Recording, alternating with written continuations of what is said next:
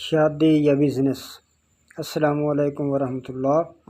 شادی کے اگلے دن بہو سو کر اٹھی، تبھی ساس کی چیختی آواز سنائی دی، صبح جلدی اٹھ جایا کرو، ہم لوگ 6 بجے چائے پی لیتے ہیں، تمہاری یہ عادتیں ہم لوگ برداشت نہ کریں گے، تمہاری ماں کا گھر نہیں ہے۔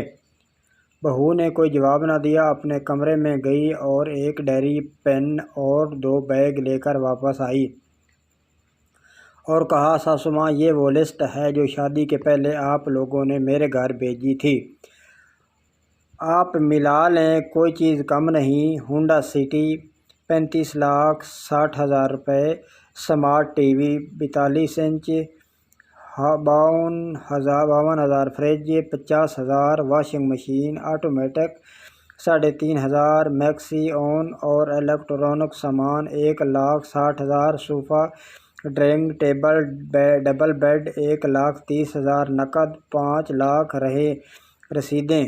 آپ لوگوں نے اپنے لڑکے کی قیمت لگائی، میرے والدین نے قیمت ادا کر کے میرے لیے شوہر خرید لیا۔ اب آپ بتائیں، میرے بارے کوئی ڈیمانڈ نہیں کی گئی تھی کہ لڑکی کیسی ہونی چاہیے اور کتنے بجے سونا اور جاگنا چاہیے۔ پھر اس نے ایک خوبصورت سے بیگ کی زپ کھولی، سب دلچسپی سے دیکھنے لگے۔